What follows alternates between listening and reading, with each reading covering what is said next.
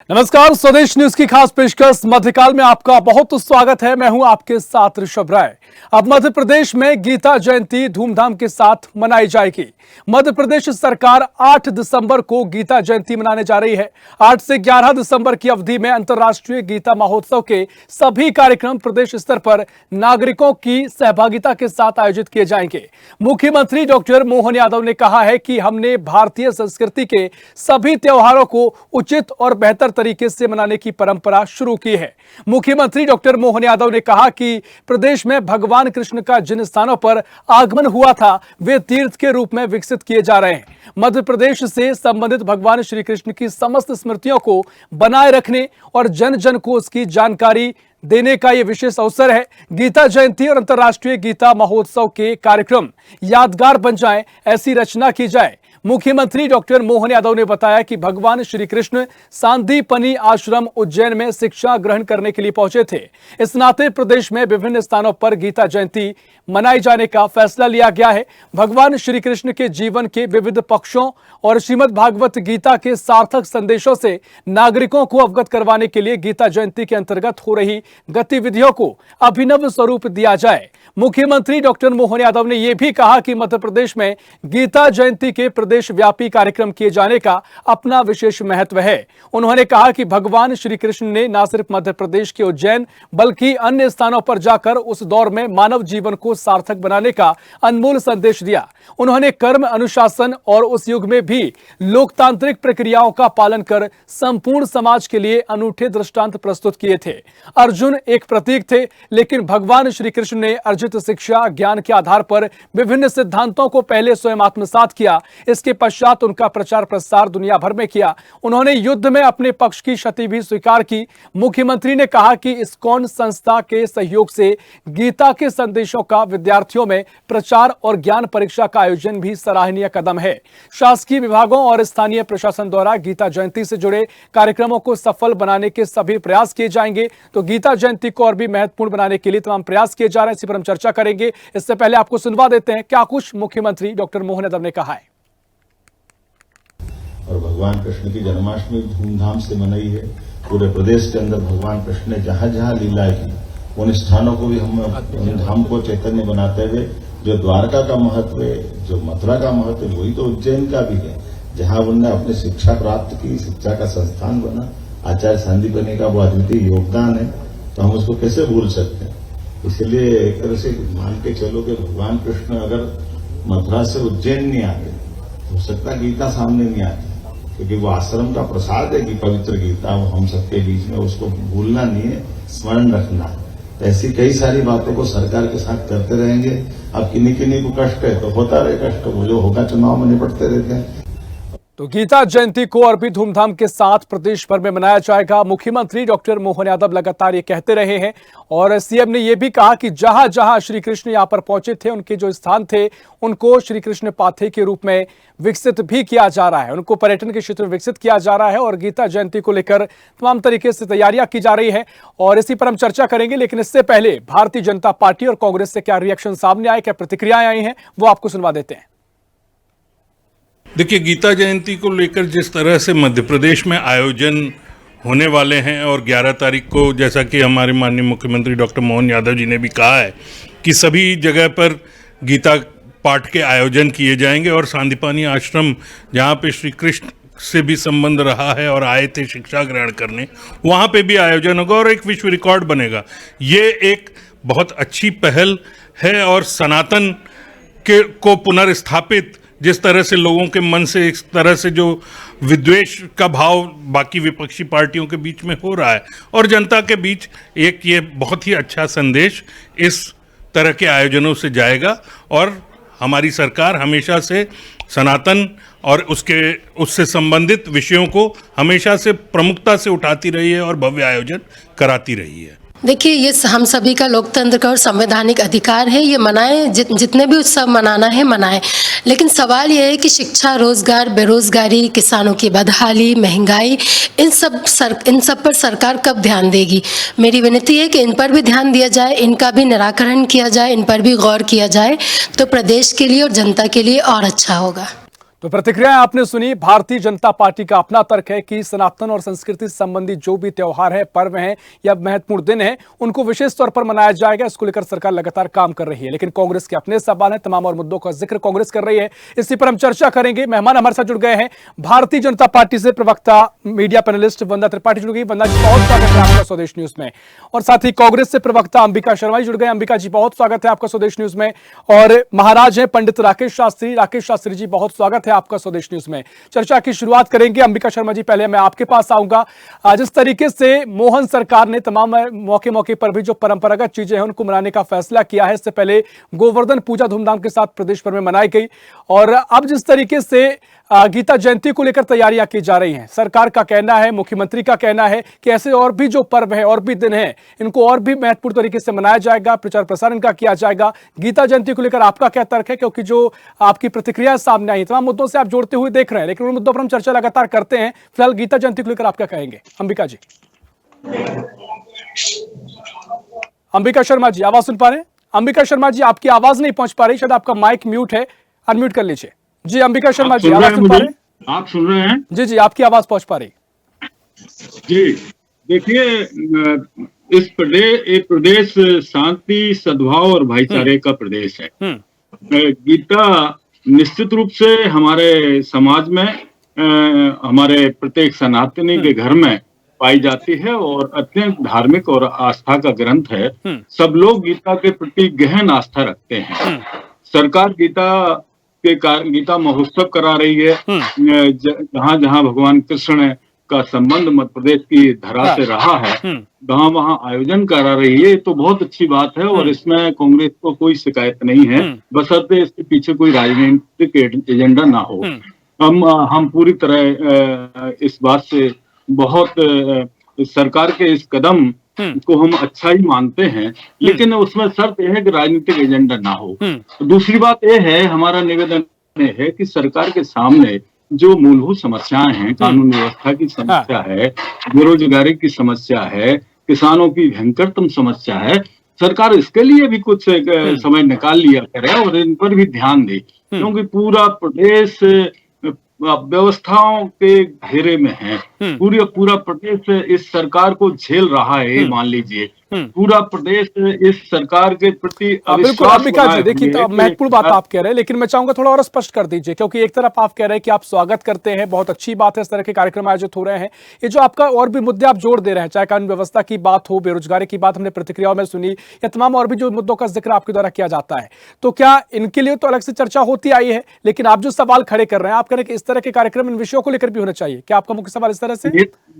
मेरा निवेदन ये है कि सरकार की प्राथमिकता क्या है, इस पर सरकार को विशेष ध्यान देना चाहिए। पूरा प्रदेश को बिल्कुल धार्मिक बना दिया जाए तो अच्छी बात है। हमारे धर्म ग्रंथ हमको एक सही रास्ते पर ले जाते हैं। हमें सामाजिक जो हमारी संरचना है उसमें हमें मर्यादा और गरिमा के साथ रहना चाहिए, सब बताते हैं। ये बहुत अच्छी बात है, लेकिन सरकार कुछ तो सीखे गीता के उपदेशों से, कुछ तो सीखे रामचरितमानस के उपदेशों से, लेकिन ये आयोजन तो करते हैं, धार्मिक आयोजन करते हैं, ना तो राम के चरित्र को जीते हैं ये लोग और ना कृष्ण के चरित्र को जीते हैं। विडम्बना तो यही है कि ये जो कर रहे हैं वो तो अच्छी बात है, करते रहो, लेकिन कुछ सीख तो लो।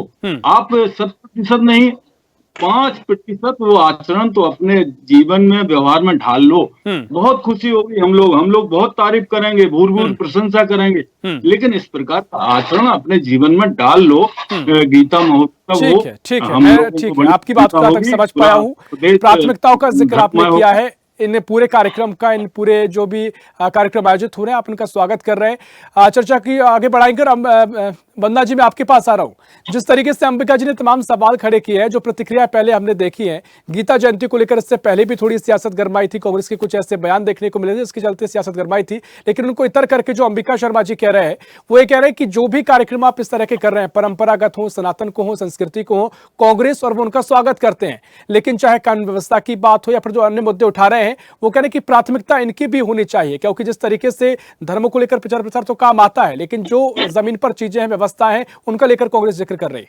जी नमस्कार ऋषभ जी, नमस्कार अंबिका जी। देखिए, सबसे पहली बात तो ये कि कांग्रेस पार्टी ने गीता महोत्सव का विरोध किया था और ये पहले हो चुका है, ये पूर्व की घटना है। मैं एक डिबेट में बैठी थी, इनके प्रवक्ता ने सरासर ये बात कही थी कि गीता का महोत्सव क्यों मनाया जा रहा है, गीता जयंती क्यों मनाई जा रही है। ये तो कांग्रेस पार्टी कह नहीं सकती कि हम विरोध नहीं करते हैं। कांग्रेस पार्टी ने हमेशा खुलकर सनातन का विरोध किया है, धर्म का विरोध किया है, हिंदू धर्म का विरोध किया है, हिंदू धर्मों के देवी देवताओं का विरोध किया है, हमारे ग्रंथों का विरोध किया है। और ये की घटनाओं में स्पष्ट है, जिस प्रकार से इन्होंने सनातन को डेंगू, मलेरिया आदि कहा था, और जिस प्रकार से अभी आपने देखा था इनके विधायक बाबूलाल जंडेल जी महादेव पर जिस प्रकार की टिप्पणियां कर रहे थे, तो ये साफ साफ दर्शाता है कि ये लोग सनातन विरोधी हैं। अब रही बात गीता जयंती की, तो गीता जयंती से आपत्ति कांग्रेस पार्टी को हो या ना हो, गीता जयंती मनाई जाएगी, गीता महोत्सव मनाया जाएगा। और अगर ये लोग अगर ये सोचते हैं कि हम हिंदू प्रोपेगेंडा फैलाने की कोशिश कर रहे हैं, जैसे कुछ कांग्रेस पार्टी के लोग कहते हैं, तो ये बात मैं एक स्पष्ट कर दूं कि गीता एक ग्रंथ है और वो हमें आर्ट ऑफ लाइफ सिखाता है। गीता हमें ये सिखाता है कि हमें अपने जीवन को किस प्रकार से जीना चाहिए। भगवान श्री कृष्ण एक ऐसे भगवान है जिन्होंने हमें बताया है जिन्होंने हमें गीता के माध्यम से ये बताया है कि जीवन को सही दिशा में किस प्रकार से ले जाना चाहिए, सही तरीके से जीवन कैसे जीना चाहिए और सही निर्णय सही समय पर कैसे लेने चाहिए। उसके अलावा जो चीजें हमें गीता से सीखने को मिलती है वो है अनुशासन। अनुशासन किस प्रकार से हमें कार्य करना है, हमारी मर्यादा क्या है। अगर हम अपने बच्चों को आज के जमाने में अगर ये मर्यादा सिखा रहे हैं, ये अनुशासन सिखा रहे हैं, धर्म सिखा रहे हैं, तो अपने आप जो हमारी नई पीढ़ी आएगी वो अनुशासित होगी, वो धर्म की ज्ञाता होगी, वो इस बात को समझेगी कि भारत की क्या संस्कृति है, भारत की क्या परंपराएं हैं। और ये जो वेस्टर्न कंट्रीज के कल्चर को अपनाने वाली कांग्रेस पार्टी है, जो वेस्टर्न प्रोपेगेंडा फैलाने की कोशिश करती है, इटालियन संस्कृति का महिमा मंडन करती है, तो वो लोग कृपया कर भारतीय जनता पार्टी पर प्रश्न ठीक है। लेकिन वंदना जी, यहाँ पर अंबिका जी ने साफ तौर पर कहा कि वो तो इस तरह का स्वागत कर रहे हैं, विशेष से अगर कोई राजनीतिक कारण नहीं है तो उसका खुले दिल से स्वागत कांग्रेस की ओर से है। प्रवक्ता के रूप में उन्होंने इस महोत्सव का समर्थन किया, पर बाकी प्रवक्ताओं को मैंने सुना है उन्होंने हमेशा गीता महोत्सव का विरोध किया है। ठीक है। देखिए, उनके अपने तर्क हो सकते हैं, आपका ये तर्क है, उस पर हम चर्चा आगे करेंगे। सीधा महाराज पंडित राकेश शास्त्री जी हमारे साथ जुड़ गए। राकेश शास्त्री जी, बहुत स्वागत है आपका स्वदेश न्यूज में। और चर्चा को अभी तक आपने सुना होगा, जिस तरीके से मध्य प्रदेश सरकार के द्वारा गीता जयंती और गीता अंतर्राष्ट्रीय गीता महोत्सव को लेकर तमाम तैयारियां की जा रही हैं, भव्य रूप से मनाया जाएगा, क्या कुछ आपका कहना है? और मौके मौके पर कई बार इससे पहले सियासत भी गर्माती आई है, लेकिन जो कांग्रेस से प्रवक्ता बैठे हुए हैं वो कह रहे हैं कि हम भी स्वागत करते हैं, इस तरह के कार्यक्रम हो रहे हैं, लेकिन उनके अलग तर्क है कि और भी तमाम मुद्दे उनको प्राथमिकता से देखा जाना चाहिए। एक धार्मिक गुरु होने के नाते आपका क्या सोचना है, किस तरीके से कार्यक्रम आप देख रहे हैं? राकेश शास्त्री सर नमस्कार जी। नमस्कार सर। जब जागो तभी सवेरा। गीता हमारे भारत का प्राण है और गीता एक महापुरुष की व्याख्या है।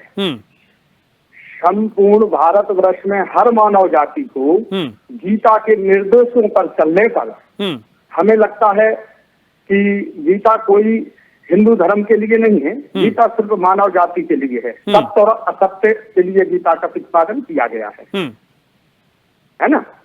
तो हमें लगता है कि यदि शायद ये कार जन जन में पहुंचे, कण कण में पहुंचे, तो गीता के माध्यम से मनुष्य को मनुष्यता की पहचान आ जाएगी।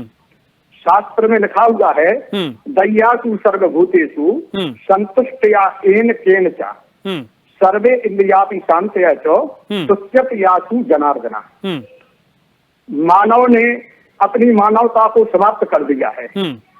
हर आदमी की एक इच्छा, एक मनोवृत्ति जाग रही है, जो वर्तमान में हम देख पा रहे हैं। वेश्यावृत्ति हर आदमी की जाग रही है। वेश्यावृत्ति का मतलब होता है सिर्फ उसके जीवन में धन ही सब कुछ होता है। तो आदमी सब कुछ भूल चुका है। हर व्यक्ति को, चाहे वो किसी भी धर्म से हो, उसको सिर्फ धन ही दिखाई दे रहा है, अपना और धन। में मेरा परिवार, मेरी पत्नी और जितना ज्यादा हो सके उतना धन। समझ रहे? बिल्कुल राकेश जी, लेकिन इस तो- तरह के जो कार्यक्रम आयोजित हो रहे हैं, क्या ये कार्यक्रम काफी महत्वपूर्ण हो जाते हैं? अगर ऐसी स्थिति आप देखते हैं तो उनके लिए जागरूकता के लिए धर्म का प्रचार होता है, तो कहीं ना कहीं वो ज्ञान की प्राप्ति लोगों को हो, जिससे कि आप जिन हालातों का जिक्र कर रहे हैं उनमें सुधार आए। बिल्कुल बिल्कुल सर, बहुत अच्छा है। गीता ज्ञान है, गीता विज्ञान है, गीता सुख है, गीता समृद्धि है, गीता शांति है, गीता आनंद है। ठीक है, तो हमें लगता है कि अगर हर स्कूल में, हर जगह अगर गीता का ज्ञान पहुंचेगा तो हर व्यक्ति अंधकार में जो जी रहा है उसका अंधकार दूर होकर के प्रकाश की ज्योति अवश्य जलेगी और धीमे धीमे इसका विस्तार और पूरे देश में, पूरे वर्ल्ड में इसकी शांति गीता के माध्यम से हो सकती है।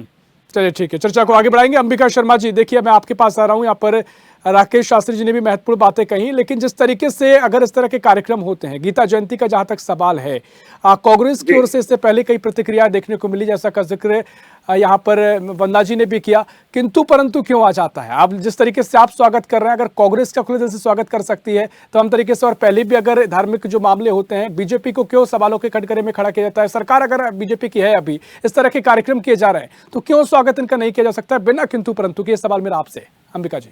इसका कारण ये है कि धर्म और अधर्म दो स्थितियां चलती है जीवन में। धर्म का राजनीतिकरण करती है। ठीक है, राकेश शास्त्री जी, मैं आप पर लौटूंगा। अंबिका शर्मा जी से सवाल मैंने किया है। जी जी ये भारतीय जनता पार्टी का स्वभाव हो गया है, धर्म का राजनीतिकरण करती है और राजनीतिक लाभ ले लेती है। तो हमने तो सबसे पहले ही अपनी बहन से कहा था, आपसे कहा था कि हम स्वागत करते हैं, इसके पीछे कोई पॉलिटिकल आपका एजेंडा ना हो, हम बिल्कुल खुले मन से आपका स्वागत करते हैं। अब आप बहन हमारी कह रही थी कि इनको संस्कार, सभ्यता और अनुशासन सीखने की आवश्यकता है, जबकि वास्तविकता ये है कि भारतीय जनता पार्टी को बहुत कुछ गीता से सीखने की आवश्यकता है।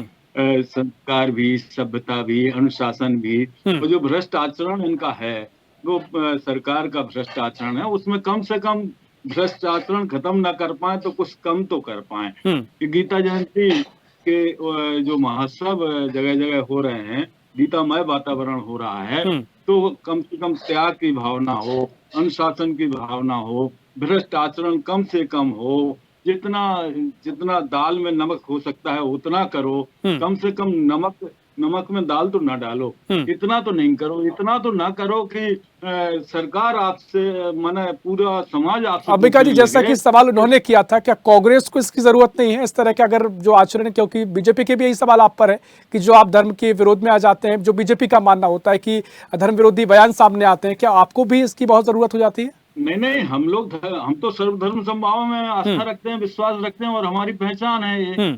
लेकिन ये बड़ी उग्रता के साथ, ये बड़ी आक्रामकता के साथ अपना राजनीतिक लाभ लेने के लिए दूसरे धर्मों का अनादर। ठीक है सर, मैं थोड़ा और स्पष्टता पे आना चाहूंगा, किस तरह की पहचान का आप जिक्र कर रहे हैं? क्योंकि देखिए, धर्म को लेकर या हिंदुत्व को लेकर भारतीय जनता पार्टी का एक कहीं इमेज नजर आती है, जनता उस पर इस बात को भरोसा करती है कि धार्मिक रूप से हिंदुत्व को लेकर बीजेपी हमेशा आगे खड़ी रहती है, एक इमेज तो बीजेपी की मानी जाती है।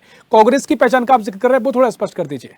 देखिए, हमारी कांग्रेस पार्टी तो सभी धर्मों में पूरा सभी धर्म के लोगों को समान अधिकार देती है, सबको समान दृष्टि। अंबिका जी, आपकी ठीक है, आपकी आवाज शायद कट रही है, आवाज क्लियर नहीं पहुंच पा रही है। वंदना त्रिपाठी जी, मैं आपके पास पहुंच रहा हूँ। देखिए, तमाम बातें वो कह सांप्रदायिकता का खेल खेलते हैं और सत्ता प्राप्त करते हैं। ये लोग जरूर सांप्रदायिकता का लगातार खेल खेलते चले आ रहे हैं, देश को कमजोर कर रहे हैं और सत्ता प्राप्त करने में सफल हो रहे हैं। ये निश्चित रूप से आने वाले समय में इससे देश कमजोर ही होगा, देश मजबूत नहीं हो सकता, क्योंकि बहुत सारे लोग, करोड़ों लोग दूसरी जाति और धर्म के लोग भी हैं, जिन लोगों की उपेक्षा ये लोग करते हैं, ये अच्छी बात नहीं है। ये देश अनेकता में एकता वाला देश है, सभी धर्मों का समावेश इस देश में पाया जाता है, सभी धर्म के लोग इस देश में रहते हैं। गीता निश्चित रूप से हमको, गीता जीवन जीने की कला सिखाती है और गीता महान ग्रंथ है। अगर गीता का 2-4 सूत्र ही ये लोग याद कर लें, मंत्रिपरिषद के लोग याद कर लें, तो इतना अच्छा ये वातावरण निर्मित प्रदेश में कर सकते हैं जिससे लोक कल्याण स्थितियां हैं वो बिल्कुल प्रशस्त होती चली जाएंगी। ठीक है, वंदना त्रिपाठी जी आपके पास आ रहा हूँ। यहाँ पर कांग्रेस का कहना है, अंबिका शर्मा जी कह रहे हैं कि गीता से बहुत कुछ सीखने की आपको बहुत जरूरत है, और ये वो कह रहे हैं कि बहुत और भी धर्म है, कांग्रेस सभी धर्मों में भरोसा करती है, सबको मानने वाली कांग्रेस है, तो कम से कम और भी लोग हैं उनको भी उपेक्षित ना किया जाए जैसे हालात बनाए जा रहे हैं। अंबिका शर्मा जी कह रहे हैं। वंदना जी। हाँ जी, आवाज आ रही है मेरी? जी जी। देखिए, जिस प्रकार से गीता में हमने देखा कि जो महाभारत के पात्र थे उनमें से जो कौरवों की सेना थी उसमें भीष्म पितामह जैसे लोग भी थे, उसी प्रकार से कांग्रेस पार्टी में अंबिका जी जैसे कुछ अच्छे लोग भी हैं जो धर्म का विरोध नहीं करते। पर जब पूरी कांग्रेस पार्टी की बात करो तो तुष्टीकरण के सिवाय इन्होंने कभी कुछ भी नहीं किया है। सांप्रदायिक सौहार्द को हमेशा बिगाड़ा है, हिंदू मुस्लिम को आपस में लड़ाया है, हमेशा भारत की संस्कृति को, भारत के सनातन धर्म को गाली दी है, और ये बात हमेशा इनके नेताओं ने उजागर की है समय समय पर, हर मंच पर, हर प्लेटफॉर्म पर। तो देखिए, अगर मैं ये बात कह रही हूँ कि सनातन का विरोध करने वाली कांग्रेस पार्टी की ये मंसूबे हम पूरे नहीं होने देंगे, तो हम नहीं होने देंगे। हम भगवान श्री कृष्ण के जहाँ जहाँ पथ पड़े हैं उन सारे स्थानों को तीर्थ स्थान के रूप में डेवलप करेंगे। हम अपने बच्चों को सांदीपनी गुरुकुल के बारे में बताएंगे कि किस प्रकार से पहले गुरु शिष्य परंपरा भारत में थी, किस प्रकार से गुरुकुल में जाकर बच्चे सब कुछ त्याग कर अपने माँ बाप से दूर जाकर शिक्षा लेते थे। हम अपने बच्चों को अगर अच्छा बनाने की कोशिश कर रहे हैं, हम उन्हें संस्कार देने की कोशिश कर रहे हैं, तो इसमें मुझे लगता है कि हमें अपने माननीय मुख्यमंत्री श्री डॉक्टर मोहन यादव जी का कोटि कोटि साधुवाद करना चाहिए, क्योंकि जिस प्रकार की पहल उन्होंने की है, पहले पूर्व में भी वो शिक्षा मंत्री रहे हैं और उन्होंने विभिन्न प्रकार के प्रयास किए हैं। न्यू एजुकेशन पॉलिसी को सबसे पहले मध्य प्रदेश में लागू करने वाले श्री डॉक्टर मोहन यादव जी थे, और जिस प्रकार से वो अभी भी बच्चों के कल्याण के लिए गीता महोत्सव और गीता जयंती जैसे आयोजन कर रहे हैं, ये दर्शाता है कि भारत का भविष्य सुरक्षित है। और मुख्यमंत्री श्री डॉक्टर मोहन यादव जी जैसे अगर मुखिया होंगे तो मध्य प्रदेश के बच्चों का भी भविष्य सुरक्षित है। रही बात कानून व्यवस्था की, रही बात भ्रष्टाचार की, कानून व्यवस्था और भ्रष्टाचार कांग्रेस के जमाने में अपने चरम पर था। कांग्रेस पार्टी उसे ना भूले, वो याद कर ले कमलनाथ जी का दौर, वो याद कर ले दिग्विजय सिंह जी का दौर। इस प्रकार से मध्य प्रदेश को इन लोगों ने बीमारू राज्य बनाकर रख दिया था। कानून व्यवस्था की ठीक है, इसको लेकर भी एक लंबी चर्चा हम पहले भी करते आए, सीधी चर्चा को आगे बढ़ाएंगे, समय भी कम बचा हुआ। राकेश शास्त्री जी, मैं आपके पास आ रहा हूं। अब जिस तरीके से आपने दोनों ही प्रवक्ताओं की, दोनों ही जो राजनीतिक लोग हैं उनकी प्रतिक्रिया आपने सुनी, इस तरह के जब भी कार्यक्रम होते हैं धार्मिक क्षेत्रों, सियासत की कितनी जगह आप देखते हैं, और अगर देश भी सियासत से चलता है तो उनके जो अपने अपने तर्क हैं, जो उनके एक विचार हैं, जो अंबिका शर्मा जी कह रहे हैं कि और भी धर्म है, सभी को मानना चाहिए, हम सभी को मानने वाले हैं, ये जो भारतीय जनता पार्टी कहती आई है कि हम इस तरह के कार्यक्रम करते हैं, करते रहेंगे, और इस पर कांग्रेस को कोई ना कोई कटघरे में खड़ा किया जाता रहा है, क्या कुछ आपका मानना है, किस तरीके से आप इस पूरे मसले को देखते हैं? हम तो इसको इस नजर से देखते हैं कि कांग्रेसी जो भी है इनको बहुत लंबा समय देश में कब्जा करते हुए वो राजनीति करते करते हो गया है, लेकिन हमारे भारत में जो सोने की चिड़िया जो हम भारत को कहते थे, है ना, तो इनके माध्यम से वो सोने की चिड़िया समाप्त हो चुकी है। और हमें लगता है कि सनातन का मतलब यह होता है कि जिसका कोई एक व्यक्ति बनाने वाला नहीं हो, बाकी सभी पंथ हैं, सनातन का कोई पता ही नहीं है तो कहाँ से ये प्रारंभ हुआ है। हम सदियों से जो देखते चले आ रहे हैं वो सनातन है, और सनातन में मुख्य ग्रंथ गीता और रामायण है। और जिस तरीका से जो डॉक्टर मोहन यादव जी ने कदम उठाया है, तो हमें लगता है तो ये तो संजीवन बूटी के समान मानव के लिए, बच्चों के लिए मध्य प्रदेश में काम करेगा और सारे भारत वर्ष में भी काम करना चाहिए। निश्चित तौर पर देखिए, महत्वपूर्ण बात आपने कही, बिल्कुल। अंबिका शर्मा जी, समय कम बचा है, थोड़े कम शब्दों में प्रतिक्रिया चाहूंगा। जिस तरीके से राकेश शास्त्री जी कह रहे हैं, जो क्योंकि वो राजनीतिक व्यक्ति नहीं है, जो प्रतिक्रिया, जो विचार कांग्रेस को लेकर उन्होंने दिए, मैं यही इमेज की बात कर रहा था, कांग्रेस को लेकर इमेज बनती है। और वंदना जी ने कहा कि व्यक्तिगत रूप से आप बहुत बढ़िया व्यक्ति हैं, आप सब चीजों को मानते हैं, लेकिन कांग्रेस के जो पहले के बयान रहे, तमाम नेताओं के बयान देखने को मिलते हैं, जो छवि कांग्रेस की रही है वो कहीं ना कहीं धार्मिक रूप से आपको कमजोर साबित करती है। देखिए ऋषभ भाई, हमारी कांग्रेस का तो बड़ा स्पष्ट मत है, सभी धर्म में हमारी कांग्रेस आस्था रखती है, विश्वास रखती है। हमारा कहना ये है, लास्ट में आपसे निवेदन ये है कि कम से कम इन गीता महोत्सव के आयोजनों से सरकार को सद्बुद्धि मिले, कानून व्यवस्था की स्थिति ठीक हो, सौहार्द भाव बढ़े, भाईचारा बढ़े, और जो एक अलगाव की स्थितियां प्रदेश में हो वो बिल्कुल खत्म हो। और एक शांतमय प्रदेश बनाए। जो ठीक है, जगह वंदना जगह जी, जो क्विक रिएक्शन, हिंसा समय हो- कम है। जी मैं इनकी बात नहीं सुन पाई थी, क्षमा करें ऋषभ जी। ठीक है, वो यही कह रहे हैं कि जो पूरा माहौल सही रहे, किसी भी तरह के कोई धार्मिक रूप से कट्टरपंथ ना हो या फिर जो असमंजस की स्थिति फैल जाती वो ना हो, कानून व्यवस्था का जिक्र लगातार वो कर रहे हैं।